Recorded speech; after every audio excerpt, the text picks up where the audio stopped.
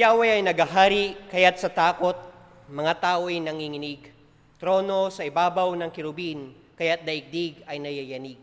Si Yahweh dakilang tunay sa Sion o sa mga bansa. Si Yahweh ang nagahari sa lahat ng mga nilikha.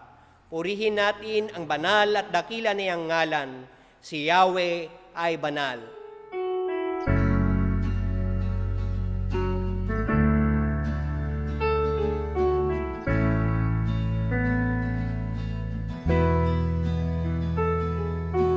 Christ is my reward and all of my devotion.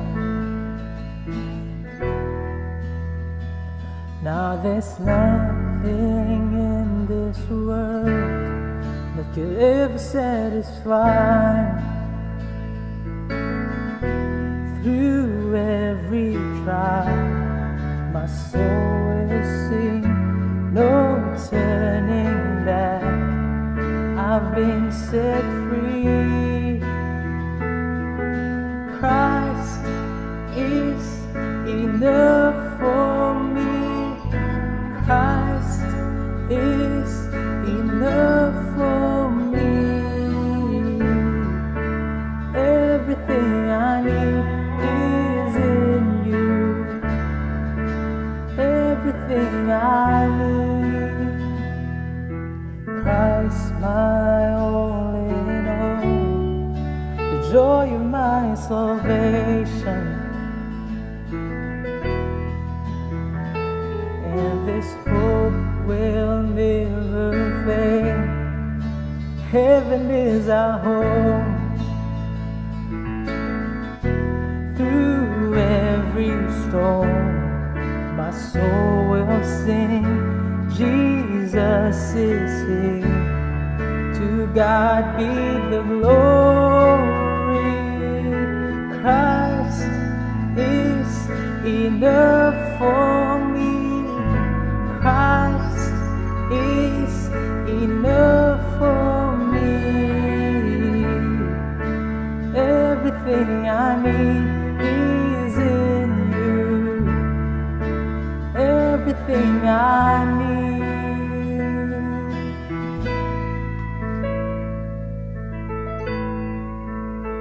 I have decided to follow Jesus.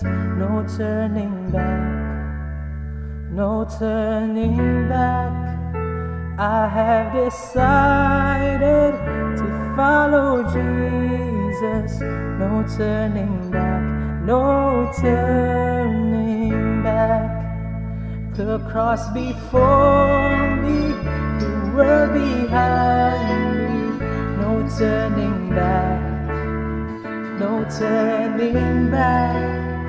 The cross before me, the world behind me. No turning back. No turning back. And Christ is enough for me. Christ is enough for me. Everything I need is in you. Everything I need. I have decided to follow Jesus. No turning back. No turning back. I have decided to follow Jesus. No turning back. No turning back. The cross before me, the world behind me. No turning back. No turning back. The cross before me, the world behind me. No turning back. No turning back. No turning back. No turning back.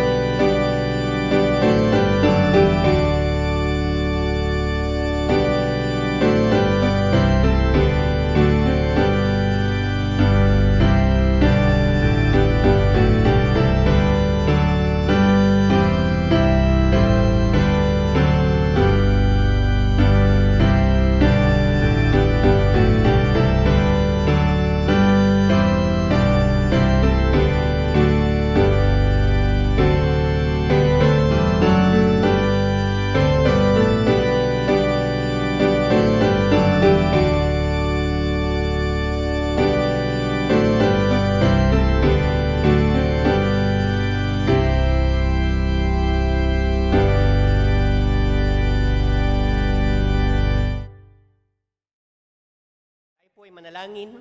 O Diyos na makapangyarihan sa lahat, salamat sa inyong biyaya ng buhay. Ang buhay na ito na patuloy ninyong ipinapahiram sa amin. Salamat, Panginoon, at naririyan kayo upang kami gabayan, maging sa pandemyang ito, O Diyos. Maraming salamat din, Panginoong Diyos, sa linggong ito na kami ay sama-samang mag-worship, O God. Kahit na ang aming mga kapatiran ay nasa kalang mga tahanan, alam namin ang inyong banal na Espiritu ang siyang mangunguna sa amin. Salamat, Panginoong Diyos, at ang inyong mga salita nawa ang siyang tumimo sa aming mga puso upang kami ay mamuhay ayon sa inyong kalooban sa araw-araw, Panginoon, na aming pamumuhay. Sa inyo namin ibinabalik ang pinakamataas na papuri at pagsamba sa pangalan ni Jesus. Amen. Mula kina Pablo, Silas at Timoteo, para sa mga iglesia sa Thessalonica na nasa Diyos Ama at sa Panginoong Hesukristo, kagandahang loob at kapayapaan nawa ang sumainyo.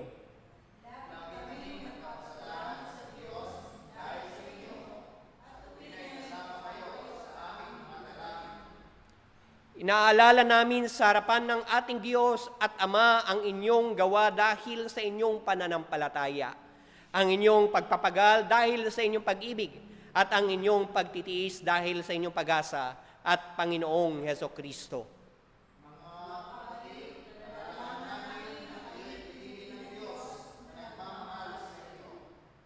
Sapagkat ang magandang balita ay lubos naming pinapaniwalaan ay inihayag namin sa inyo, hindi lamang sa pamagitan ng salita, kundi sa pamagitan din ng kapangyarihan ng Espiritu Santo. Nakita ninyo kung paano kami namuhay sa inyong piling, ito ay ginawa namin alang-alang sa inyo.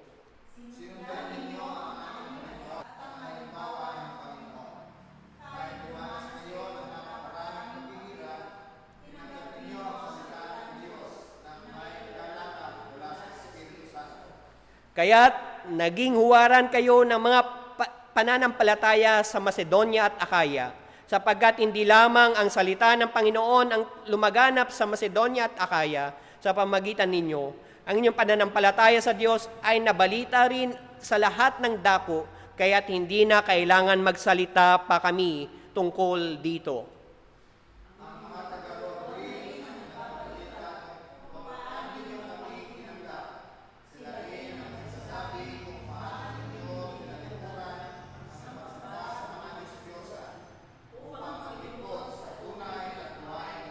Tayo pong lahat at naghihintay sa pagbabalik ng kanyang anak mula sa langit.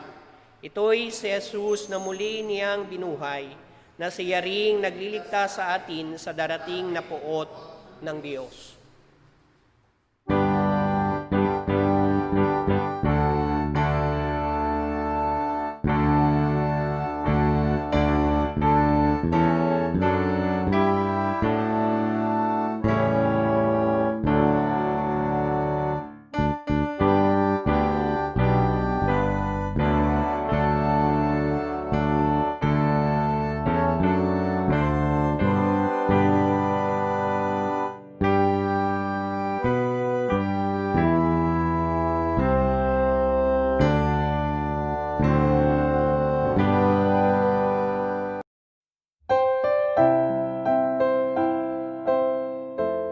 Ang pagbasa ng banal na kasulatan ay matatagpuan sa Matthew chapter 22, verses 15 hanggang 22, at ganito pang sinasabi.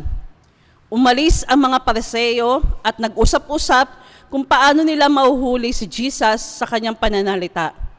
Kaya't pinapunta nila kay Jesus ang ilan sa kanilang mga alagad kasama ng ilang tagasunod ni Herodes. Sinabi sa mga sugo, Guro, nalalaman namin kayo tapat at itinuturo ninyo ng buong katotohanan ang ibig ng Diyos na gawin ng mga tao. Wala kayong itinatangi sapagkat pareho ang pagtingin ninyo sa mga tao. Ano pong palagay ninyo? Naayon ba sa kautusan na magbayad ng buwis sa emperador o hindi? Alam ni Jesus ang kanilang masamang layunin, kaya't sinabi niya, kayong mga mapagkunwari, bakit nais ninyo akong hulihin? Ipakita ninyo sa akin ang isang salaping pambuwis at ipinakita nga nila ang isang salaping pilak. Kaninong larawan at pangalan ang nakaukit diyan? Tanong ni Jesus. Sa emperador po, tugon nila. Kaya't sinabi niya sa kanila, kung gayon, ibigay ninyo sa emperador ang para sa kanya at sa Diyos ang para sa Diyos. Namangha sila nang marinig ito at sila'y umalis. Tayo po'y pinagpala sa pagkabasa ng banal na kasulatan.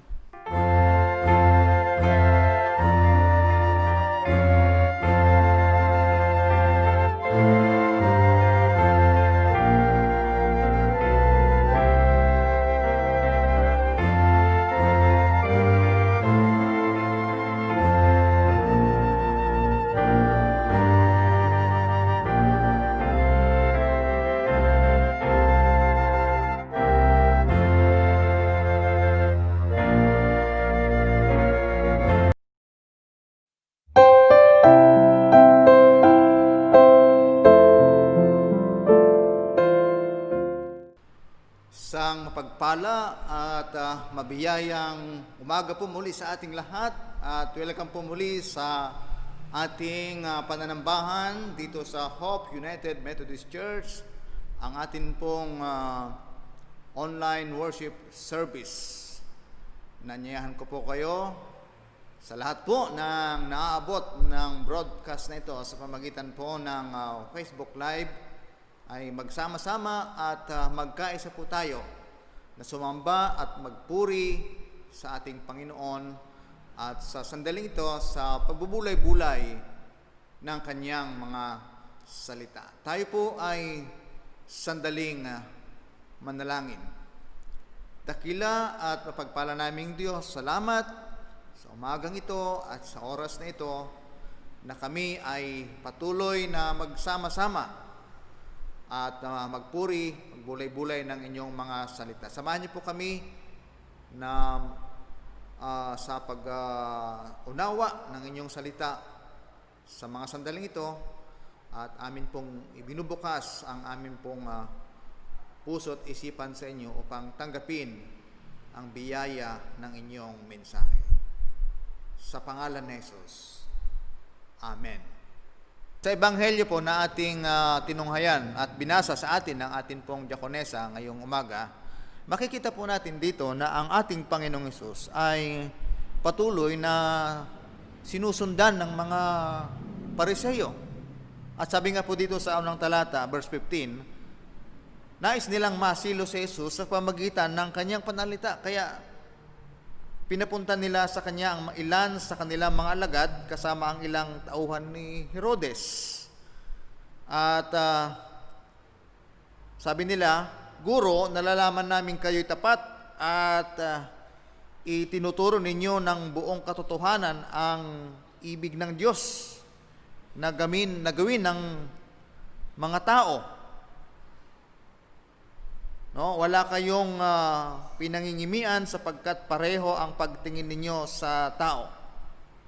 No, ito ngayon sa verse 17. Ano po ang palagay ninyo, naayon ba sa kautusan na bumuwis sa Cesar o hindi? Ngunit batid ni Jesus ang kanilang masamang layon. Kaya't sinabi niya, kayong mapagpaimbabaw, bakit ibig ninyo akong siluin? Akin na ang salaping pambuwis at siya ay binigyan nila ng 1 denaryo. Kaninong larawan at pangalan ang nakaukit dito? Tanong ni Jesus.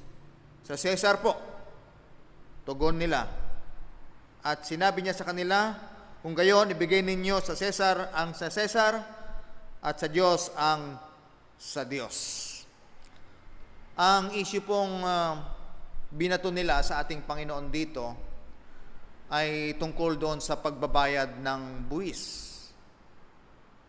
At siyempre, ang ating Panginoong Hesus ay, sabi nga natin, ay matalino sa kanyang pagtugon sa lahat ng mga katanungang binabato sa kanya dahil nais nilang hanapan ng butas kung ang ating Panginoong Hesus ay against doon sa umiiral na pamahalaan.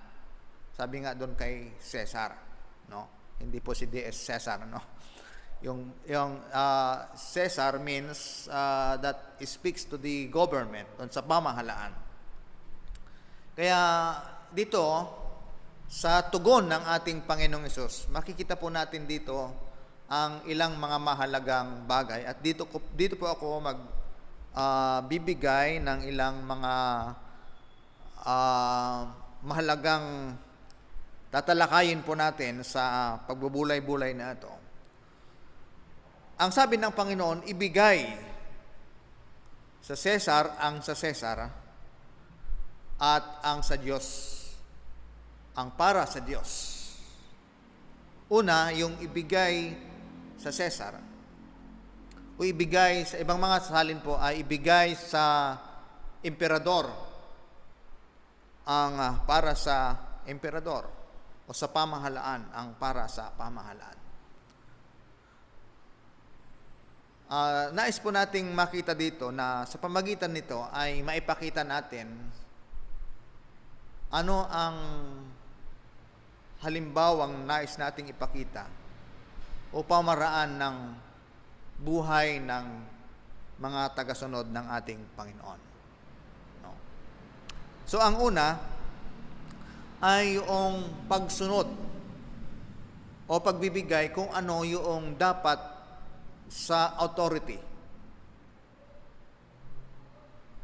Sa Romans 13 ay binabanggit po dito na lahat ng pamahalaan, walang pamamahala o pamahalaan na hindi itinakda ng Diyos.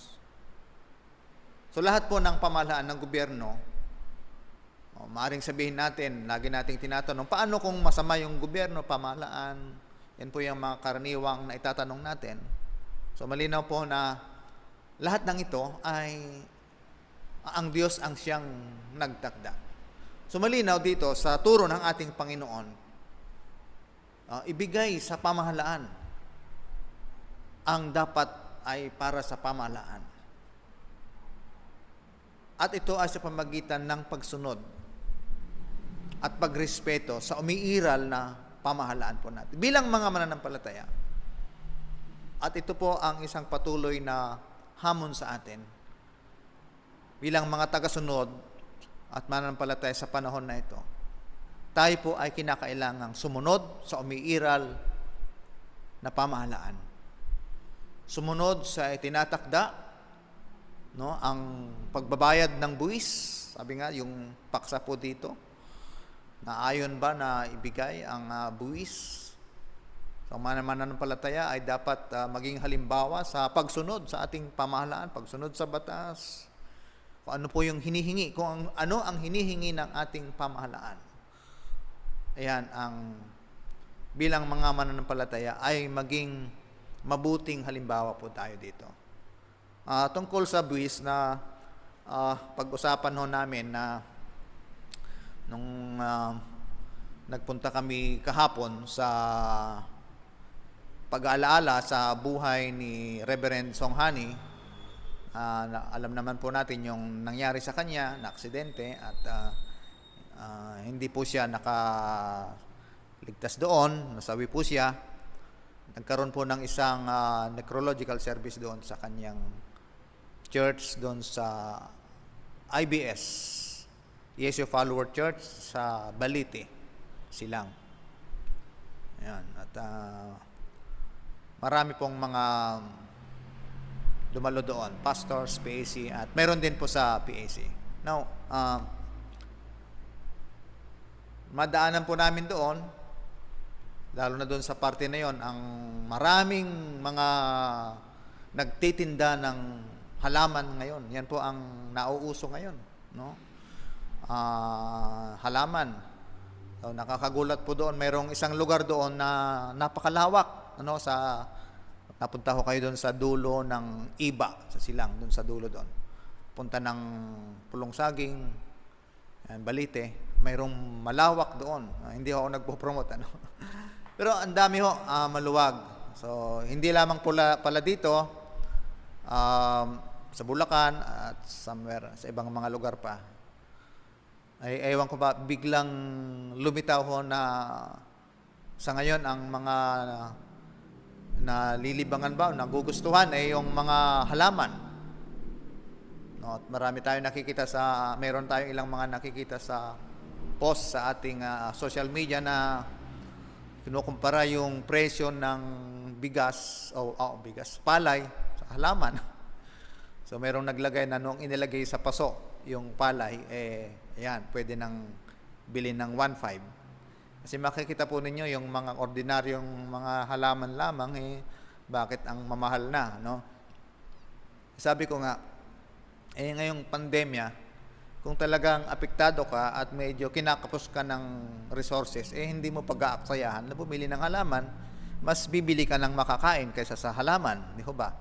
Kung ang habol mo lang ay libangan lang ng mata, kaaliwan, maaring magbigay ito sa iyo ng kaaliwan, stress, makapag-release ng stress.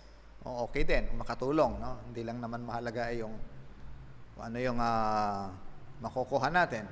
But then, nabanggit ni DS Cesar na hinahabol na raw ng BIR ngayon yan, no? Sa tax.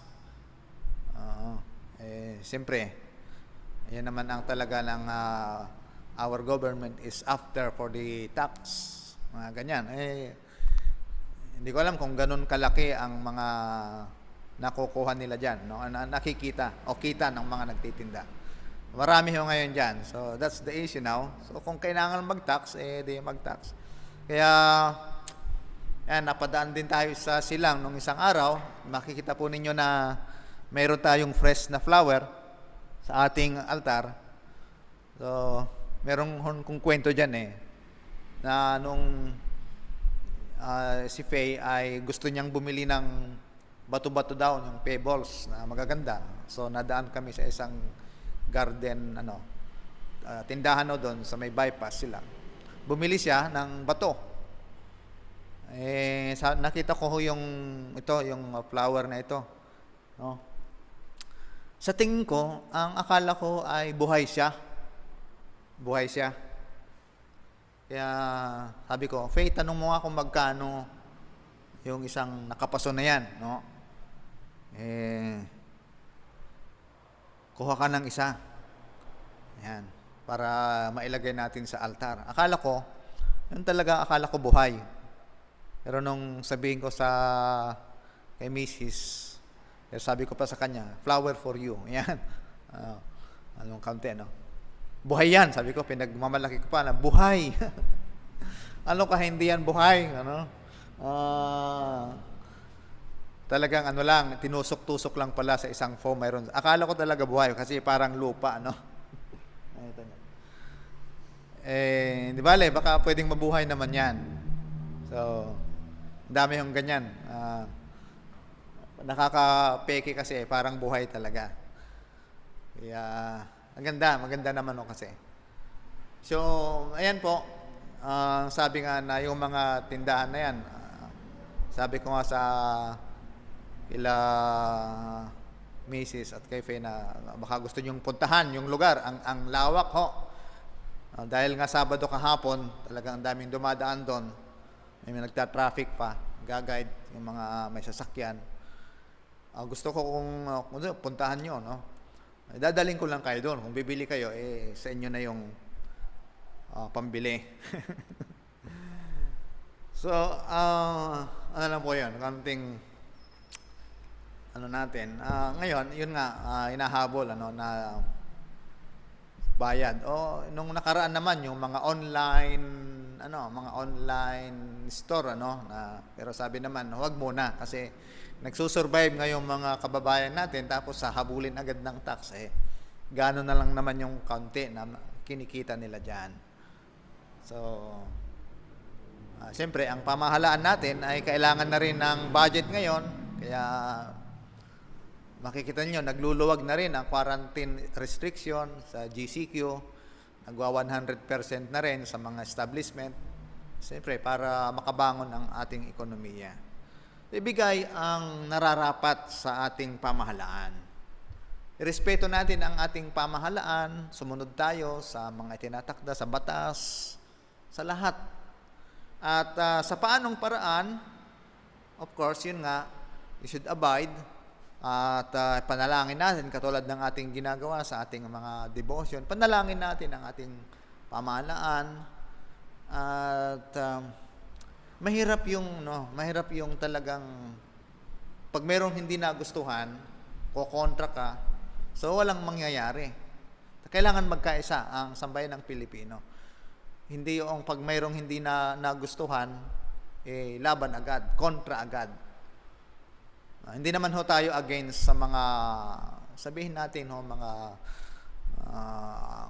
activism o mga ganong bagay, o pagpapahayag ng kanilang kagustuhan. Wala naman ho silang nagustuhan talaga sa pamahalaan. Ano? Ewan ko kung meron talaga silang, lahat naman ng pinapakita ng ating pamahalaan, may nagustuhan ba sila? Wala naman. Lahat naman ng ginagawa ng ating pamahalaan, so, pinapakita naman nila yung pagtutol. Kung mayroong nagawa, wala naman silang pinapahayag na, mabuti ito. So, makikita mo talagang, nandun talaga sila dun sa side na talagang puro against. And why not? People of the Philippines and people called the United Methodist Church, we should pray for our government. No? We should cooperate. No? Hindi tayo subjective sa tao, but objective doon sa ating pamahalaan. Malinaw na ito ang panawagan ng ating Panginoon sa lahat ng mga mananampalataya. No? Kaya ang ating mga simbahan, nung sinabing close muna, the restriction, so sumunod ho tayo, gabide ho tayo. At sa ngayon, although marami tayong mga churches na nagbubukas, pero kung tatanungin po niyo ang mga doktor, ay talaga hong delikado pa ang mga face-to-face gathering. Pupwede. Pero it is allowed now by the IATF. But still nandun po yung danger. No. Kaya sa nakaraang pagpupulong ng atin pong konseho dito sa Hope UMC, no. That was last Sunday. Sa introductory speech or word ng atin pong chairman ay the situation is still abnormal, so wala pa for the next 5 or 10 months, tingnan ho natin hanggang sa mag-neutralize. And we will just enhance our online worship services. Kinakailangan nating i-upgrade ang ilang mga bagay like the internet connection and our gadgets ay gagawin po natin. Kaya ang isang binibigyan po namin ng importansya dito ay yung audio, no? Yung audio ng ating online worship. Mahalaga po kasi mapakinggan. Kasi sa inyong bahay, kahit hindi nyo naman napapanood, basta naririnig ninyo. Yung iba nga ay mayroon lang picture at nakikinig lang sila doon sa audio. Okay na. So yan po, let's pray na maging maayos ang lahat na ito. So ano man po yung mga itinatakda ngayon ng ating pamahalaan, ang ating simbahan ay sumusunod po tayo. At huwag po tayong sumuway dahil ito ay para sa ikabubuti ng bawat isa sa atin. So give unto Caesar, give to the Caesar. Give unto Caesar what is for Caesar. Give to our government kung ano man po yung nararapat para sa pagrespeto at pagsunod sa itinatakda ng ating pamahalaan. Ikalawa, na sinabi ng ating Panginoon dito, ay give unto God what is due to God. Kung ibinigay ninyo ang para kay Caesar, para sa pamahalaan, then ibigay ninyo naman yung para sa Diyos. Ano ba yung kinakailangan na para sa Diyos? So, magbigay ako ng ilang bagay po dito. Although marami ito, but yung nakita ko, although ang ating Panginoon ay, yun lang yung kanyang sinabi, give unto God what is for God. Bigay ang sa Diyos, ang para sa Diyos. Ang sa Diyos ay para sa Diyos. Yan. So makita po natin una, sa Exodus chapter 20 verse 3. Samahan niyo po ako doon sa pagbuklat. If you have your Bible, Exodus chapter 20 verse 3, huwag kayong magkakaroon ng ibang Diyos maliban sa akin. So ayan, napakalinaw na sabi ng ating Panginoon, huwag kayong magkakaroon ng ibang Diyos maliban sa akin. Ang nais ng Diyos na talagang para sa Kanya, yung pag-worship ay sa Kanya lamang. No? So ibigay yung nararapat na pagdakila at pag-worship sa ating Panginoon. Ito yung unang Kanya. Kanya lang ito. So kung mayroong nararapat na purihin o sambahin, walang iba kundi ang ating Diyos lang. Ito ay para sa Diyos lang. Yung pagsamba ay para sa Diyos lang. Kaya nga, sabi niya, huwag kayong magkaroon ng iba. Kaya yung pong dito sa binasa po natin sa Thessalonica chapter 1, 1 to 10, no? Sa ating sagutang pagbasa na chapter 1 verse 1 to 10, makita po natin dito yung pamumuhay ng mga mananampalataya na sila ay tumalikod, no, sa kanilang pagsamba sa mga Diyos-Diyosan. So, ito po yung una, no, worship is for God and God alone. So, huwag tayong magkakaroon ng idol, any idol. So, ang idol po ay hindi lamang po larawan, kundi anumang bagay na replacement dun sa place ng Diyos sa buhay natin. So, of course, hindi natin sinasamba ang bagay o tao. Pero minsan, hindi maiwasan na sa sobrang pagpapahalaga and even idealism o ideology, mga ganyan, ay yung pagpapahayag ng pagpapahalaga ay naibibigay sa tao yung nararapat na pagsamba. Ang ikalawa ay makikita rin po natin sa Exodus 20 verse 8. At ito naman po ang sinasabi, italaga ninyo sa akin ang araw ng pamamahinga. So, 6 na araw kayong gagawa ng inyong gawain. Ang ika-7 araw ay araw ng pamamahinga at italaga ninyo ito sa akin. Sa ika-7 araw, walang gagawa, isa man sa inyo, kayo, ang inyong mga anak, makatulong ang inyong mga hayop o sino man na naninirahan sa inyong bayan. So, ayan, ano? Sa ibang salin, sabi dito, para sa akin ang araw ng pamamahinga. Napakalinaw na yung the seventh day, no? If susundan po natin yung although that is a Jewish tradition ng pagsunod doon sa kautusan ng ating Panginoon. But the essence na sinasabi po dito, na sa ibinigay ng Diyos na ito, na ay merong laan na araw para sa Kanya. Sabi nga, para sa akin, ang araw ng pamamahinga. So, binigyan tayo ng 6 na araw upang tayo ay gumawa sa ating mga gawain, everyday living, sa araw-araw. Sapat na ho yun para gawin natin ang lahat.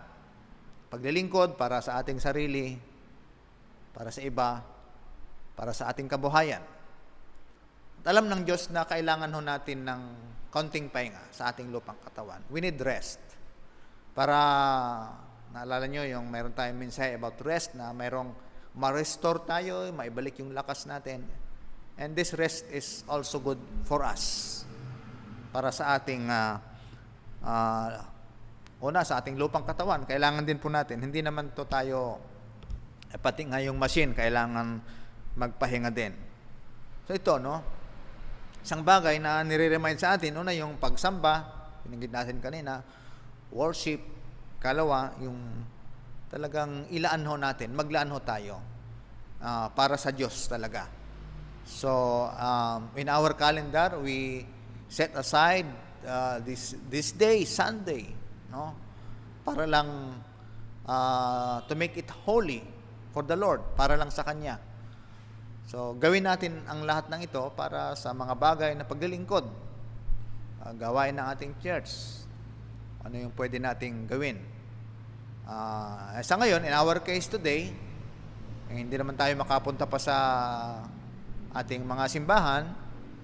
So, ito, sa mga online activity ho natin, siya nga ho pala, this afternoon, gawin natin, sino man ho yung pwedeng maka-join sa ating care group or Bible study, tingnan po ninyo, magki-create ako ng room sa ating group chat, and just check in sa room natin, and karoon na tayo ng counting, 45 minutes na gawain, sharing, pagkukumustahan, of course, studying the Word of God.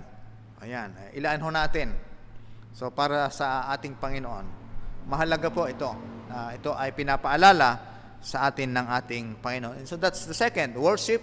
And then, ilaan natin yung araw ng para sa ating Panginoon. Maglaan tayo para sa Kanya. At ibigay natin yung the best natin. Pag sumapit itong araw na ito na para sa ating Panginoon. Ikatlo, makikita po natin sa Malakyas chapter 3, at ito naman ay familiar naman po sa atin ito, na lagi din po nating binabasa sa ating mga aralin, no? Ganito po ang ating mababasa. Ang tanong ko na matuwid bang dayain ng tao ang Diyos? Hindi. Ngunit dinadaya ninyo ako. Sa paanong paraan? Sa mga ikapo at mga handog. Isinumpa ko kayong lahat, sapagkat ako'y dinadaya ng buong bansa. Bigyan ninyo ng buong buo ang inyong mga ikapo upang matugunan ang pangailangan sa aking templo. Subukin ninyong gawin ito kung hindi ko buksan ang mga durungawan ng langit at ibubuhos sa inyo ang masaganang pagpapala. So, ito yung pangatlo, no? Tatlo lamang po naman yung aking binigyan ng pansin ho dito, na give unto Caesar what is for Caesar, and give unto God what is for God. Worship. Ikalawa, yung para sa akin, sabi ng Panginoon, yung araw ng pamahinga, o yun yung tinatawag po nating pag-worship natin o pananambahan natin sa ating Panginoon, the seventh day, no? Or the celebration day. At ikatlo, itong binabanggit po dito, alam naman po natin ito, ikapo. Sabi nga po dito, ito ay para sa Diyos. Our offering, our tithes is for God. Para sa Diyos po yan. So ano man yung talagang para sa Diyos, ay bigyan natin para sa Diyos. At sa panahon na ito, marahil marami rin ho tayong mga kapatiran na naapektuhan, no, ng crisis o ng pandemic.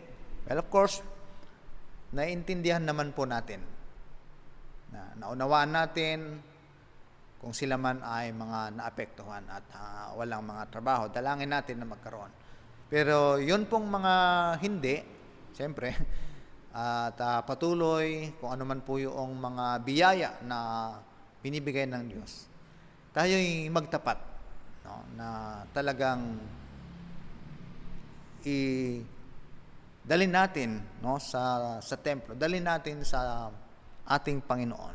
Salamat po sa marami na patuloy na tumutugon at sa panawagan sa ating iglesia. Ganun pa man, talagang hanggang ngayon ay hindi talaga natin naaabot ang dapat na, of course, hindi natin hinahanap yung katulad ng dati na before the pandemic. So sa ngayon, no, makikita nyo naman sa ating group chat, pinapakita dyan kung ano yung naaabot, no, ng atin pong mga offering. So again, this is a reminder to all of us, no, na kung ano yung talagang para sa ating Panginoon, like this our tithes and offering, ay ibigay natin sa ating Panginoon. Sapagkat sabi nga ay nandito yung biyaya, nandito yung pagpapala, at patuloy na dadaloy ang masaganang biyaya ng ating Panginoon sa buhay ng bawat isa sa atin. At ito ay, sabi nga, upang matugunan ang pangailangan ng aking templo, sabi ng ating Panginoon. So yan po, nawa sa mga salitang ito, patuloy po tayong napaalalahanan at nakita natin na sa mga turo ng ating Panginoon na ito, sumunod po tayo sa sinabi na ang ating Panginoon na ibigay ang para sa Diyos. Kung ano yung dapat para sa Diyos, ibigay natin. At siya ang bahala. Siya ang tutugon sa lahat ng ating mga pangailangan. At sabi nga dito, kung titingnan natin ito sa Malakias, ay ibubukas ko ang aking durungawan. At katulad din ng mga mananampalataya doon sa Macedonia, sa kanilang halimbawa, marami pang iba, ay pinakita nila yung halimbawa nila ng paglilingkod sa ating Panginoon. Sa pangalan ng Ama, ng Anak, at ng Banal na Espiritu. Amen. Amen.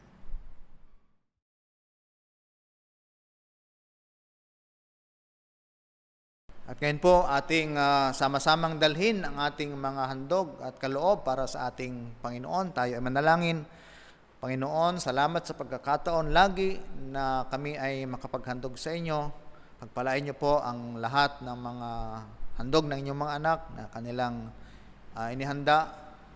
Patuloy niyo itong ibalik ng siksig, liglig at umaapaw pa, tumugon sa lahat ng pangailangan ng inyong templo at ng inyong gawain. Ganon din po na matugunan ang mga pangailangan ng marami po naming mga kapatid na nangangailangan.